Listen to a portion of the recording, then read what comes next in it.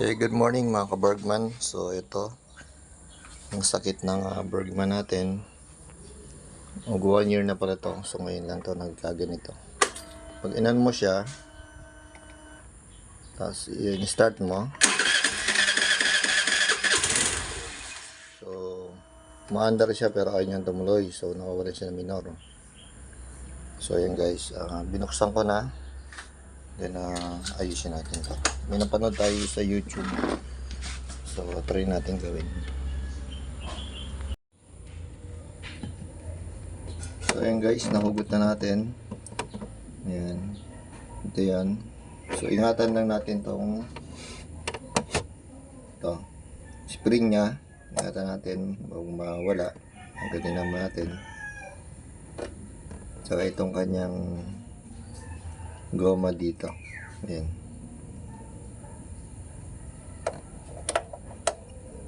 Baka mawala. Tanggalin mo natin. So ang gagawin natin guys ay lilinisin natin to. Ayan.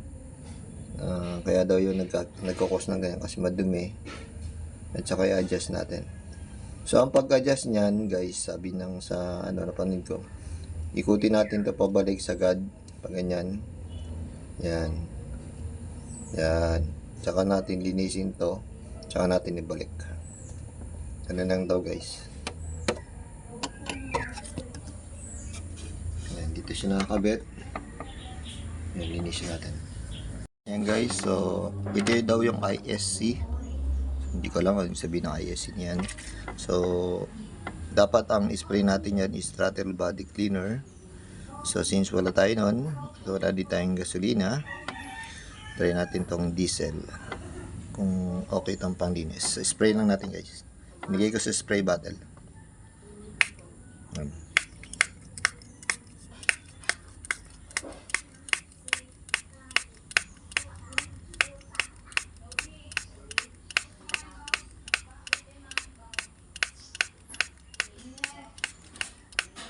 Ayan. So, kailangan malinis to guys. Ayan. Sabay na rin natin tong spring nya.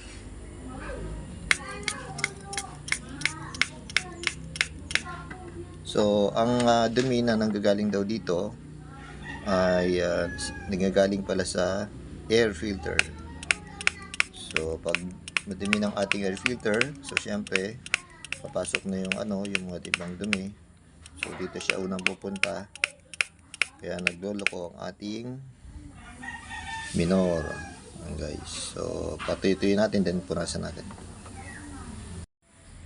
Ayan guys. So, spray natin ng after nat spray ng diesel. So, pinunasan natin. Actually, pangalawang cotton buds na to. Ganyang kadumi guys. Yan nakuha natin.